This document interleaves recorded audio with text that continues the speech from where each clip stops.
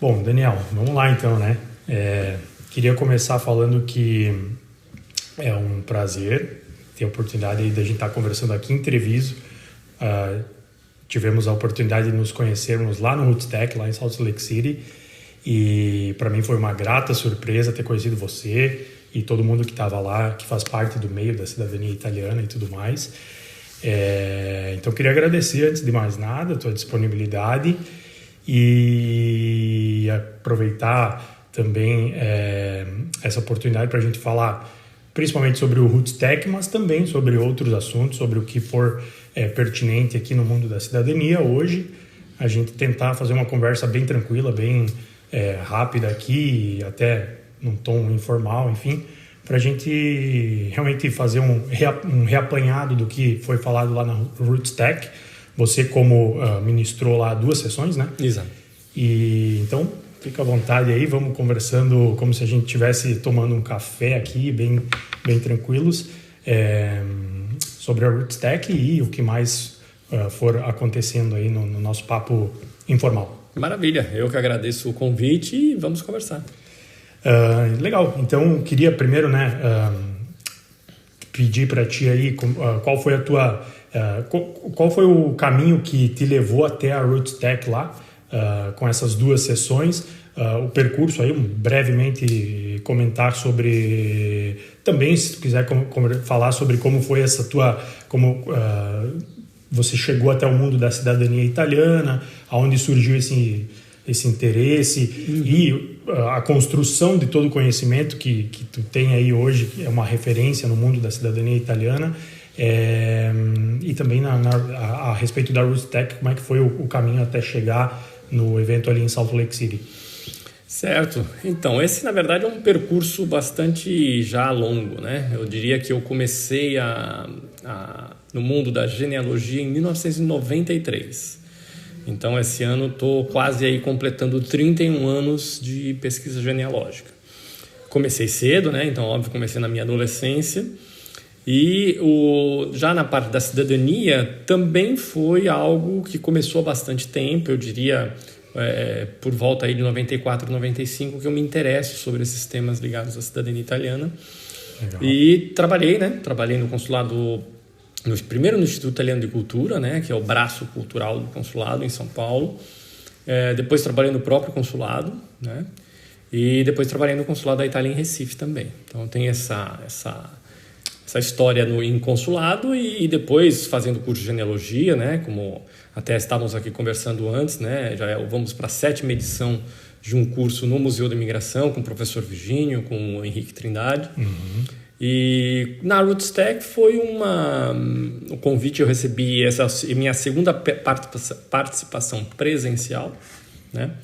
Eu já tinha participado antes de 2 ou 3, agora me falha a memória, versões online. A de 2023 eu acompanhei a tua sessão online e naquela ocasião gostei muito e foi um prazer ter podido participar na presencial. Pude pegar só uma sessão presencial lá na RootsTech. Pelo fato da gente ter várias sessões lá acontecendo concomitantemente, né? Então eu estava em outra sessão quando tu falou sobre os sobrenomes italianos e portugueses, mas aí, quem sabe, essa por sorte, essa está disponível online para quem quiser assistir. Sim, né? Exatamente. Essa foi a primeira... Foi o primeiro horário do primeiro dia, né? Uhum. Foi uma palestra, eles chamam lá de session, né? Seria a sessão, que é o equivalente mais ou menos ao que a gente diz uma palestra. Isso. Foi no primeiro dia da RootsTech, no primeiro horário, 8 horas da manhã. Uhum. Então, realmente é meio complicado, nem todo mundo chega para essas primeiras palestras, né? A gente pode deixar linkado aqui o vídeo para quem quiser acompanhar, quem for assistir o nosso papo aqui, quiser acompanhar a tua sessão lá dos sobrenomes espanhóis e português. Português e italiano. Não, espanhóis e portugueses. Espanhóis e portugueses. Italiano falei, mas foi uma coisa mais breve. Foi mais sobre espanhóis e portugueses. Legal. Podemos deixar aqui linkado o vídeo para quem quiser assistir. Maravilha. Uhum. E na RootsTech presencialmente foi o 2º ano, né? Já tinha ido ano passado. Esse foi o 2º ano. Foram experiências um pouco diferentes, porque no ano passado eu tinha sido a primeira vez presencial depois da pandemia, né? Que ela ficou parada há 2 anos. E estava bem menos gente em 2023 do que este ano. Este ano estava bem mais cheia, bem mais variada, né? Mas ambas as experiências foram muito boas. A RootsTech cresceu muito, né? Nesses últimos 2, 3 anos, cresceu muito. Agora eu não vou lembrar dos números lá, mas em alguma das sessões eu ouvi falar sobre o crescimento exponencial da RootsTech, quem sabe até impulsionada pela pandemia, por ter talvez adotado essa questão do digital, e agora o crescimento, a gente observa esse crescimento refletindo no presencial, né? Porque esse ano foi recorde absoluto. Em 2023 existe uma diferença muito grande do público 2023 e 2024, porque 2023 eles não sabiam muito bem quantas pessoas iam, então de fato foi uma RootsTech com menos participação presencial do que em outros anos. No passado, né, antes de até 2019, até acho que teve em 2020 também chegou a ter, porque foi um pouquinho antes do começo da pandemia, a RootsTech também era bastante numerosa, só que 2023 baixou muito, então 2024 naturalmente houve um crescimento, mas também por causa da pandemia a RootsTech passou a ser online também, né? Então com muitos eventos online, coisa que não existia antes da pandemia. Então esse foi um efeito positivo, né, da pandemia, e também não só ter as palestras online, como palestras em várias línguas, né? Porque a RootsTech presencial é só em inglês, né? Todas as palestras são ministradas em inglês. E agora, com a possibilidade de fazer online, existem palestras em vários idiomas, incluindo o português. Inclusive, tu ministrou muito bem a palestra lá em inglês. Parabéns pelo domínio. Muito bem, eu não sei. Uma língua assemelhada ao inglês, eu diria. A sessão lá, né? Essa sessão não ficou gravada, né? Essa sessão sobre cidadania italiana. Sobre a legislação italiana. Exato. Em matéria de cidadania italiana. Quer comentar um pouquinho sobre isso, já que não ficou gravada, para a gente... E também para os falantes de português terem acesso também a esse conhecimento? Então, essa palestra, com algumas modificações, é uma palestra que eu já dei em muitos lugares do Brasil, inclusive, enfim, desde Fortaleza até Bento Gonçalves, Caxias do Sul, já estive em vários lugares com essa palestra. Obviamente o conteúdo muda, porque se adapta muito também, claro, a quantidade de tempo que eu tenho, né? Porque na RootsTech, por exemplo, é algo que tem que durar 45 minutos, mais ou menos. Então é bem enxuto o tempo que a gente tem para explicar tudo que eu gosto de explicar. E essa palestra, na verdade, não é como fazer cidadania italiana. Lógico. É o que é a cidadania italiana, do ponto de vista conceitual e histórico. Então eu faço um apanhado da história da Itália, bem rápido, um panorama, e depois as conexões dessa história italiana com as leis de cidadania. Porque eu acho importante que as pessoas saibam que isso não vem do nada. Ou seja, a cidadania italiana é uma construção histórico-social, né? E ela não cai do céu, ela não é uma coisa ao acaso, como muitas pessoas infelizmente imaginam, que é uma coisa arbitrária, até hoje em dia, que o assunto...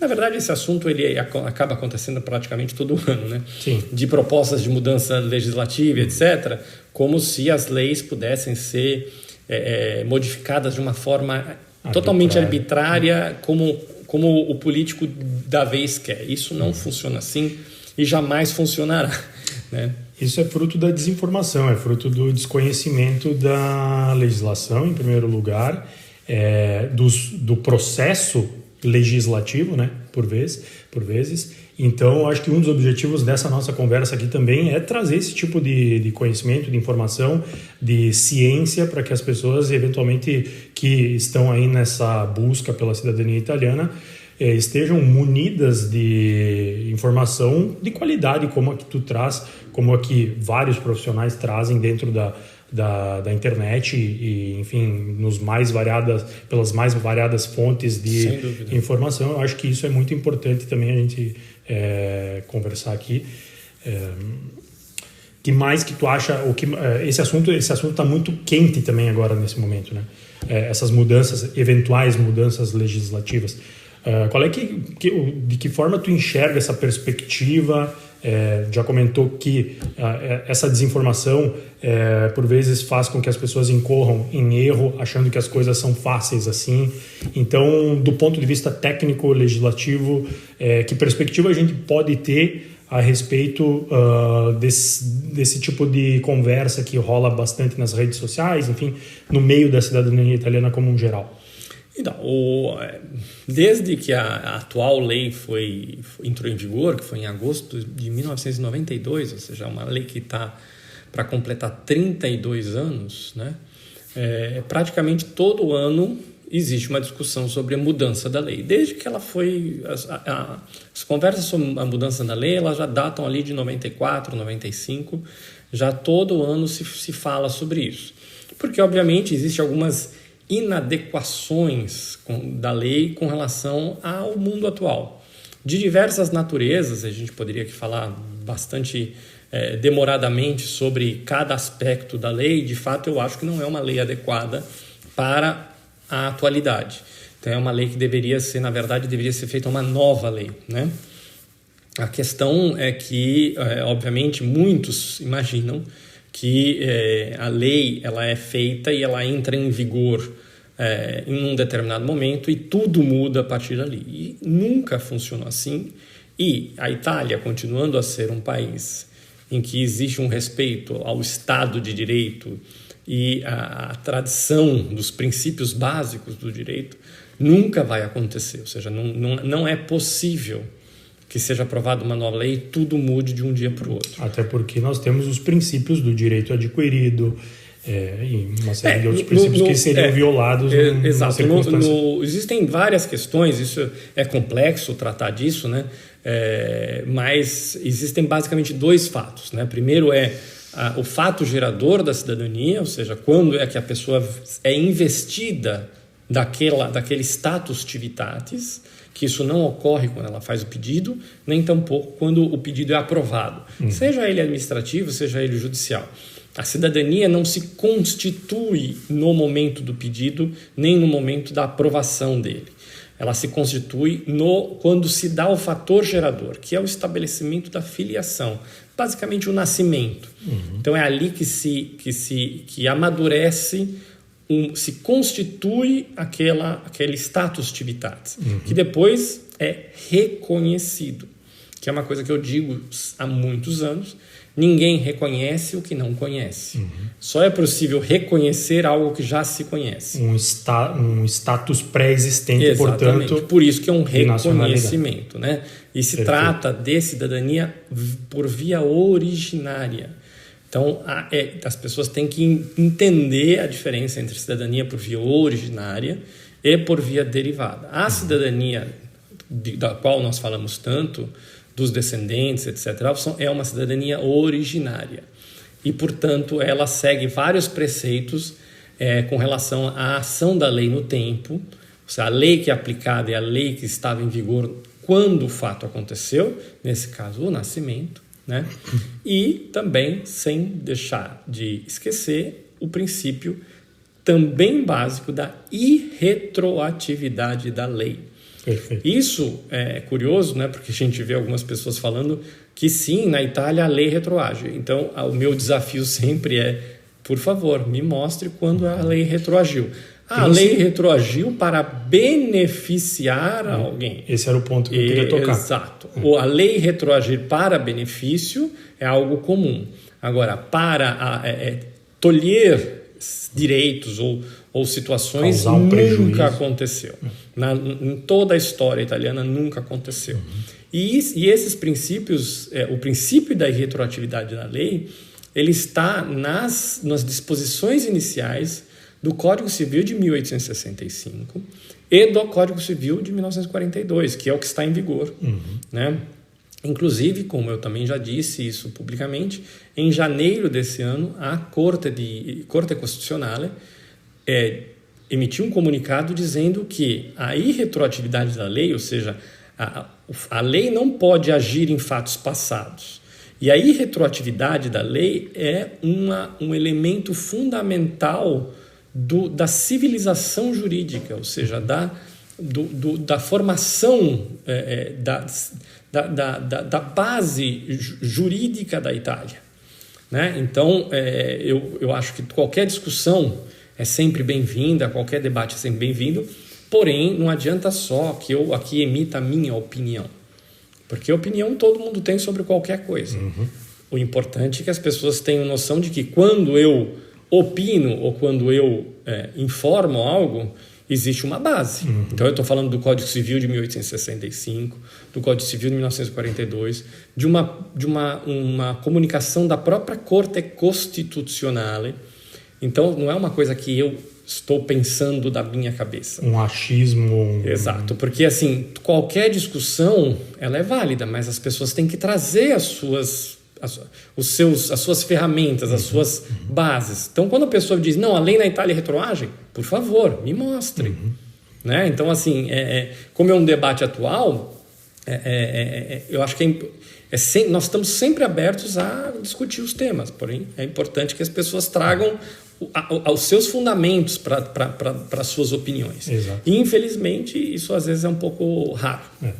Se nós fôssemos contextualizar, tentar traçar um paralelo, a gente está falando aqui de um direito, como tu bem mencionou, original, né, de nascimento por iuris sanguinis, o direito de transmissão por direito de sangue. Se nós fôssemos traçar um paralelo aqui com uma pessoa que nasceu na Itália de pais italianos, seria o mesmo que estar discutindo a eventual perda de algum direito relacionado à nacionalidade italiana de alguém que nasceu de pais italianos. Então, portanto, os descendentes de italianos no Brasil têm o mesmo status do que um filho, um neto, um bisneto de italiano nascido no território italiano. Eu acho que aqui, às vezes, acredito que isso possa causar confusão também. O simples fato de nascer no exterior não tira nenhum tipo de direito do italiano em matéria de transmissão de cidadania italiana. Acho que é correto a gente afirmar isso, que essa discussão seria equivalente a trazer a discussão também à tona qualquer tipo de perda de direito de alguém que nasce no território italiano, de pai e mãe italiano. Primeiro, assim, eu sempre digo que a questão não está no direito, ou seja, nós usamos essa palavra porque ela é útil do ponto de vista prático. Quando nós falamos de cidadania italiana... Público em geral. Exato, para que as pessoas entendam, para que todos nós entendamos que assim, você tem direito à cidadania italiana, eu tenho direito. Que na verdade é o seguinte, você tem a possibilidade de fazer um procedimento de verificação se você já é italiano. A questão é essa. Essa seria a terminologia. Exato. Não é nem direito adquirido. A gente acaba olhando por um lado que não é exatamente do que se constitui a cidadania italiana. A cidadania italiana, esse status civitatis, ou seja, esse estado de cidadania ou estado de nacionalidade, ele está no indivíduo já, ou seja, ele já é uma relação jurídica perfeita, concluída no tempo, já recebeu... O fato gerador já se deu no tempo e se aplica a lei daquele momento. Então, é importante que as pessoas tenham noção disso. Não é assim, eu tenho direito para alguém analisar, para de repente eu nascer cidadão italiano a partir daquele momento em que alguém analisou e aceitou o meu pedido. O procedimento administrativo ou o processo judicial, ele, na verdade, é uma verificação para verificar se aquela pessoa é italiana. Porque ou ela é italiana, já é italiana, porque é cidadania originária. Por que originária? Porque ela tem uma origem no passado, ou se ela não é cidadã italiana. Então, se existe algum fator que interrompeu a transmissão em todas as gerações precedentes, anteriores, então aquela pessoa não é italiana. Se está tudo certo, ou seja, houve transmissão geração por geração, ela é italiana, ela já é italiana. Existe apenas uma função declaratória do Estado, seja por via administrativa, seja por via judicial, para declarar que aquela pessoa é italiana. A partir disso, a gente pode concluir que, partindo do pressuposto que toda a documentação esteja ok, essa verificação se dando, a cidadania italiana, o reconhecimento da cidadania italiana, ele é certo. Sim, ele não é um ato discricionário do agente, exato. Seja do agente administrativo, seja do juiz. Ou seja, ele não pode negar a cidadania sem que haja um motivo muito contundente em que ele se demonstre que houve uma perda de nacionalidade entre o seu dante causa, ou seja, aquele italiano inicial que emigrou, e o requerente. Por isso que a questão, por exemplo, da grande naturalização. A questão da grande naturalização é justamente essa. Vamos verificar se aqueles italianos que chegaram ao Brasil antes de 1889 perderam a nacionalidade italiana. Então, a sentença da grande naturalização foi justamente isso. Para reafirmar que eles não perderam, portanto, a cidadania foi transmitida aos seus descendentes. Então, só pode ser negada em base a fatos bastante concretos. Mas aí você pode me perguntar, mas não tem o consulado X, o consulado Y que negou por uma besteira? Claro que tem. Por quê? Porque existe obstrucionismo. Todas essas pessoas, vou dizer para você, nunca vi uma pessoa que tenha tido cidadania no consulado negada e que fosse por um fator banal, uma besteira, que depois tenha feito o pedido por via judicial e não tenha sido aprovado, deferido. Todos. Eu nunca vi um caso que a justiça italiana disse, não, o consulado está certo. Nunca vi. Por quê? Porque o consulado inventa coisas, os consulados em geral. Não só os consulados, como muitos os municípios, os municípios na Itália, que depois vem essa cidadania, ela é judicialmente reconhecida, né? Então, assim, essa questão do fator gerador, de que a cidadania ela é constituída no passado e que o procedimento administrativo ou o processo judicial ele só declara algo que já existe, é importante que as pessoas tenham essa noção, justamente porque uma lei aprovada em novembro de 2024, ela não pode retroagir para anular isso que já foi regido por leis anteriores. E o fato gerador também, a gente pode, acho que, concluir, né, de todos esses elementos técnicos, que o fato gerador, que é o nascimento da pessoa com a ascendência italiana, é facilmente demonstrável, ou enfim, esse fato gerador, nenhuma lei subsequente a data de nascimento de uma pessoa, possivelmente de uma pessoa pleiteando o reconhecimento da cidadania italiana, que nenhuma lei possa vir a tolher esse direito. Sim, e na verdade ela não vai tolher o direito, a lei teria que retroagir um tempo para declarar nulo algo que aconteceu no passado. E na história da Itália isso simplesmente nunca existiu. Contexto jurídico teria que anular um contexto jurídico da data presente. A declaração de nulidade de fatos, etc., isso existe. Quando existe um problema no passado em que, visto a nova luz, se verifica que aquele fato nunca existiu. Isso existe, claro que existe. Porém, não é o fato, não se aplica a essas situações. Então, a lei ela não pode retroagir no tempo para afetar status que já se consolidaram, já se constituíram no passado. E, inclusive, adicionam essa questão de que, e eu sempre digo isso, e eu acho importante quando as pessoas discutem cidadania, que elas tragam elementos concretos, fundamentos. Então, o que eu digo? Minha filha nasceu em São Paulo em 2015. Ela tem mais ou menos a mesma idade da filha da Giorgia Meloni, que é a primeira-ministra. A filha da Giorgia Meloni é cidadã italiana pelo mesmo artigo que minha filha é cidadã italiana nascida no Brasil. Ou seja, elas são cidadãs italianas pelo artigo 1º da Lei 91 de 1992.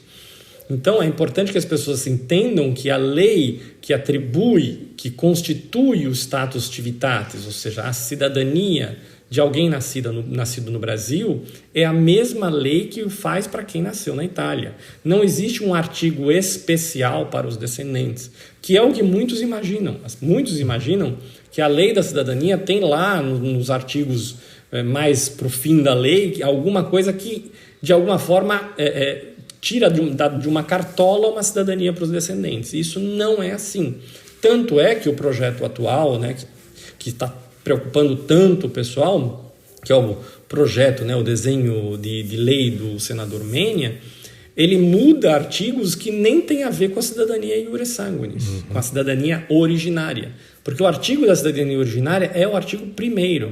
É o artigo 1º da Lei 91 de 1992, é o artigo 1º da Lei 555 de 1912. E, no caso do Código Civil anterior a 12, que é o Código Civil de 1865, é o artigo 4º, que é o mesmo artigo que atribui a cidadania aos nascidos na Itália de pais italianos, é o mesmo que atribui a cidadania no exterior para filhos de italiano nascidos em Piracicaba, em Sydney, na Austrália, ou em Tóquio, no Japão. É exatamente o mesmo artigo. E o projeto do Menia modifica artigos que nada tem a ver com a cidadania italiana por via originária. Por quê? Porque, infelizmente, ele ou algum assessor dele não entendem exatamente como se opera a cidadania italiana dos descendentes. Então, ele foi modificar um artigo que nada tem a ver com isso. Ele acha que tem a ver, mas não tem a ver. A gente pode concluir, então, disso que esse tipo de projeto, esse tipo de proposta do legislador nada mais é do que um desconhecimento quase que... Não, o projeto do Menia é um desastre total. É um desastre de uma tal magnitude que ele confunde ascendente com descendente. Ou seja, ele chama de descendente o que na verdade é ascendente. Então, se percebe que a preocupação... não houve uma preocupação básica nem mesmo com a língua italiana. E com a tecnicidade. Exatamente. Então, assim, as pessoas me perguntam, mas e se a lei for aprovada do jeito que está? Eu duvido muitíssimo. Por diversos motivos, eu duvido muitíssimo. Então pode ser que na comissão eles peguem esse texto e passem a modificar o artigo 1º. Eles falam, tudo bem, então eu digo para as pessoas, vamos tentar fazer um exercício. Escreve como é que você acha que o artigo 1º poderia ser modificado para tirar a cidadania dos descendentes. É só fazer um teste. Tenta ver, e a gente tenta ver o que é possível. Por quê? Porque outros projetos de lei do passado já tentaram fazer isso. E é uma coisa bastante complicada e, repito, pode ser feito? Pode. Você poderia criar uma distinção entre cidadãos italianos nascidos no exterior, não nascidos, ou seja, nascidos na Itália e nascidos fora da Itália? É possível. Algumas legislações fazem algumas diferenças. No caso da legislação atual da Alemanha, a legislação atual da Espanha, existe alguma diferença entre a pessoa ter nascido na Espanha, ter nascido na Alemanha ou fora desses dois países com relação à cidadania. Se a Itália isso poderia ser aceito, eu não sei, eu tenho minhas dúvidas. Por quê? Porque a Itália, no artigo 3º da Constituição, é dito muito claramente que não poderia haver discriminação por sexo, raça, proveniência e uma quantidade grande de características em que não se poderia ter nenhuma distinção. Então, seria algo que já poderia ser questionada a legitimidade constitucional se houvesse uma mudança desse tipo. Tá? De qualquer maneira, seria a única forma, seria modificar o artigo 1º da lei ou fazer uma nova lei em que nesse artigo inicial se modifique e tente de alguma forma limitar a transmissão da cidadania para pessoas nascidas no exterior. Porém, sempre com entrada em vigor e efeitos posteriormente a isso. Ou seja, o efeito só pode ter eficácia após a entrada em vigor. Ele não pode retroagir no tempo, em hipótese alguma. Então, isso é importante que as pessoas tenham noção disso. Por quê? Porque se for aprovado do jeito que está, ou fizer uma mudança e da mesma forma achar que vai conseguir afetar os descendentes, que criaria uma confusão, sem dúvida criaria, seria uma vergonha para o parlamento italiano aprovar uma coisa desse tipo, porque é algo absolutamente teratológico, ou seja, monstruoso, né? Seria possível? Eu não digo que é impossível, porque eu acho que nada na vida é impossível. Porém, isso criaria mais confusão, mais do que já existe, e com certeza criaria uma chuva de judicialização, né? E pelo que eu leio da sentença da Corte de Cassazione da grande naturalização, eu tenho poucas dúvidas que esses artigos seriam declarados ilegítimos. Perfeito. Acho que a gente já tratou do tema mais quente do momento aí até acabamos fugindo um pouquinho da RootSec, porém era também algo, fazia parte, né, do assunto da tua sessão lá, a legislação italiana. Sim, eu acho que, já que é o assunto do momento, aí a gente acabou entrando nele, mergulhando um pouco. Mas voltando lá para a Roots Tech, então, em Salt Lake desse ano, perspectiva já para o ano que vem, para a próxima Roots Tech, vamos estar lá. Eu estou querendo garantir já a minha participação, pelo menos. Eu não sei, né? Por enquanto ainda nada em vista. Eu espero, até comentei aqui, né? Ele está aqui conosco, aqui no mesmo ambiente. Eu espero que o professor Virgínio possa dar lá a sua palestra ano que vem, mesmo porque ele tem um inglês muitíssimo melhor do que o meu. Então é a pessoa mais adequada. Espero que o ano que vem ele apresente uma proposta lá e possa ser chamado para fazer a sua palestra lá no Roots Tech. Eu não sei, de qualquer maneira, óbvio, se puder até estar lá presente só para participar, ver, né, os stands e assistir as palestras de outros importantes genealogistas, historiadores e genealogia por DNA, que é uma coisa super interessante também, bem atual.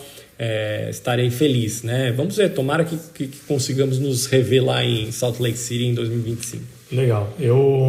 Foi uma grata surpresa ter te conhecido lá no Roots Tech, então queria agradecer de novo, Daniel, a tua disponibilidade aqui também para a gente bater esse papo e levar o conhecimento que tu acumulou ao longo dos anos a respeito de cidadania italiana e a respeito as tecnicidades e tudo mais que envolve esse universo. Então, obrigado mesmo, obrigado mais uma vez. E também espero estar lá no Roots Tech o ano que vem. Quem sabe a gente... se cruza novamente. Não, com certeza, né? Mas quem sabe aí a gente faça algo de mais substancial ainda juntos. Se Deus quiser. Se Deus quiser. Então... Eu acho que a Roots Tech merece uma participação brasileira um pouquinho mais... Brasileira e italiana, na verdade, né? Exato. E latina, de maneira geral, mais forte. Eu acho que nós, ítalo-descendentes, foi um fenômeno sem precedentes, acho que talvez único no mundo, a imigração italiana para todo o continente sul-americano, e o Brasil sendo a maior comunidade itálica fora da Itália, enfim. Eu acho que realmente merece uma participação maior no Roots Tech. Quem sabe, se esse vídeo aqui ganhar algum tipo de repercussão, fica aí nosso pedido para que tenha mais espaço para ítalo-descendentes brasileiros, italianos e ítalo-descendentes como geral. Tomara. Então, obrigado mais uma vez, Daniel. Eu que agradeço. Valeu.